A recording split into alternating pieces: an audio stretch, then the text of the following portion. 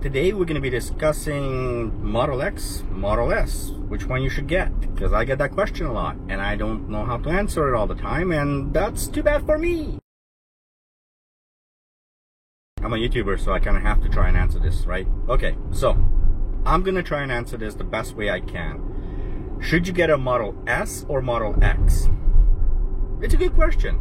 Right now, I'm in a Model X. This is a P90D ludicrous mode. It's cool, it's nice, spacious, big ass window right here. I love it. Okay, look, it's great, but I love my Model S a lot more. It's one of the biggest draws to this car is gotta be the wings, right? I mean, you look at these Falcon wing doors, they're wow. They're definitely a wow factor. By the way, if the sound is not coming through clearly, consider the fact that I'm driving this one and I don't have the sound set up for this car.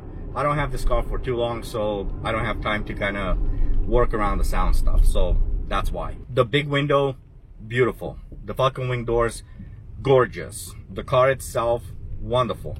The Model X, in my opinion, is definitely a showpiece. It's a masterpiece of just beauty. It looks great. It drives great. I have no issues whatsoever with this car. On that same note, the Model S, well, it's just what it is. It's just a Model S. It has all the wonderful features minus all these little finicky stuff and all these wonderful little Falcon wing doors and giant window that you can see the stars with. The Model X itself is obviously a pretty big car compared to the Model S, or at least people think so. I don't think so. I think overall the space, you may have more, you may have a little bit more room to maneuver, I guess, inside the car. And depending on what kind of configuration you get for the back seats, well, again, that kind of changes the perspective of things. As far as cargo goes, I can tell you right now, I carry a ton of stuff in my cars, and I honestly have a harder time carrying things in the Model X than I do in my Model S.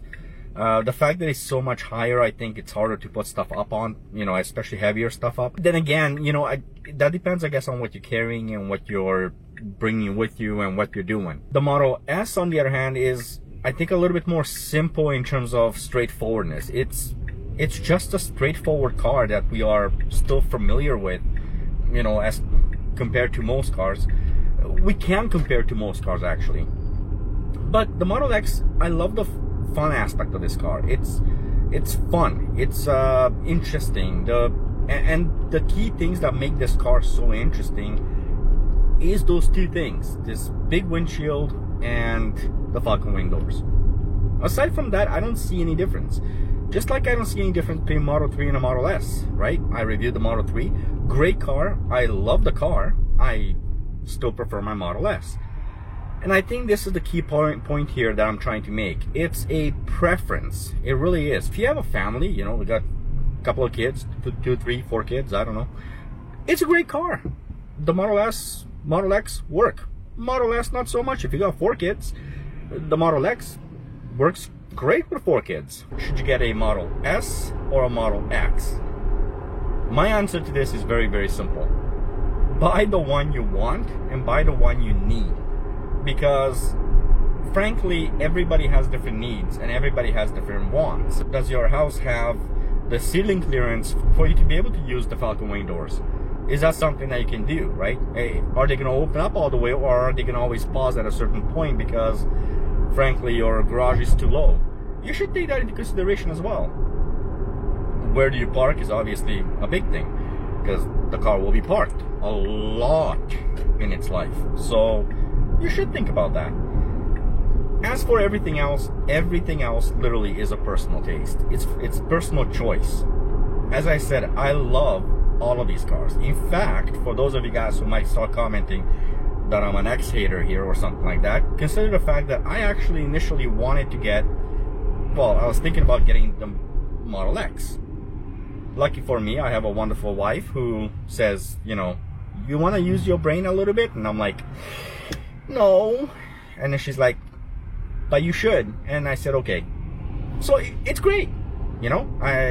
She didn't talk me out of it, but she made me think about it. Oh, wait, what's going on? One of the big things, though, my wife and I did talk about when the choice came up between the Model S and the Model X is those gorgeous doors. I mean, you look at them and you look at the way they open up, and oh, I mean, it's gorgeous. But what happens after warranty? How much is that going to cost to repair if something goes bad? And compared to your regular, everyday, normal, simple door. And you're probably thinking, look, if you're going to spend close to $200,000 on a car, you probably are not going to care so much about, you know, repairing the door. I think you will. In fact, you'll find that many people who buy expensive cars are not necessarily people that can actually go out and pay for all the repairs. This is one of the reasons that you see that some of the highest class cars being traded in as soon as that warranty is done. Because by the logic of, well, if you can afford a car, you can afford the repair, people will be keeping those cars for a lot longer. And I know most of you guys are in the comments saying, well, that's not true, because these people are just the kind of people who want to basically upgrade their car every 2-3 years. The irony behind that is that would only be true if, and only if, majority of those trade-ins would not be right after, like, and I mean right after or right before the warranty runs out. No, I don't want to buy a car that might cause me long-term problems. Is this mean that it may have a problem, or if I know something that someone else doesn't? No. What it means is I am aware that things can go wrong, and when things are out of warranty, they typically end up costing you a lot of money. I don't know what the case of Tesla is. I haven't had a chance to really do some serious research into it, but I can tell you, we don't know all the information about Teslas in the big picture. It's still a very young company. There's only so many things that can go wrong in a very short period of time. I think with all Teslas, so far we still don't have all the details over a very long term. We're talking 10, 15, 20-year ownerships. Ultimately, I think it's going to be your choice. Whatever car you want to buy, it's no different with a Tesla than with every other car. You choose the car that best suits you for the purpose you're buying it for. If you're buying it because you want to show off and, you know, it's going to be a ton of fun, you know, showing your friends and everybody how the car can put on a beautiful dance show.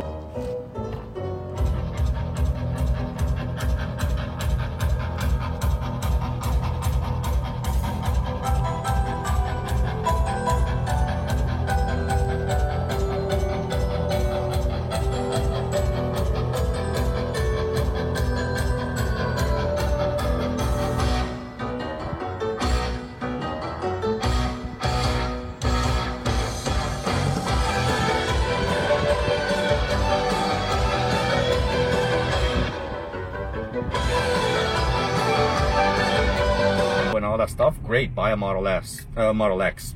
Guaranteed it's going to bring people's, it captures everybody's attention. Today when I had this car, I've had this car for a whole day, just playing around with this car, and I'll tell you, every time I open up those doors, and they just, like, you know, they're standing up there, you see everybody's face is like, everybody's head is turned towards this car, and that's great. You know, it's an attention grabber. But then I do promote Tesla. I promote electric cars too, but I promote Tesla because I have faith in it. Yeah, I'm gonna promote them. I own one. It's not like somebody gave me one. So obviously, if I own one, I am more than happy to promote it for all the right reasons. But I would like to be more specific about what I'm promoting. I cannot promote this car and say the Model X is better than any of the other models. It just doesn't make sense. I think it's better for some people, and it's nowhere near an option for other people. Same with the Model S and Model 3. Everything depends on you. What are you going to use it for, and what is the purpose of your purchase? Anyway, with all that said, this is way too long of a video. With all that said, I'm going to do this. I'm going to say thank you very, very much for your support, because there has been a ton of support on this channel. I appreciate each and every single one of you guys. It's been so much fun having this channel ever since I started it up. Your comments have really, really molded this channel. It's your comments that I keep responding to, and I make these videos based off of. I always rely on you guys leaving me your comments. If you're gonna disagree with me, I don't care. That's great. You want to be critical, that's completely fine. Be nice about it. With all that said, I'm gonna say thank you again. Please don't forget to like, comment, and subscribe, and look forward to the next video. It's hopefully going to be out in a couple of days. Thank you. Bye-bye.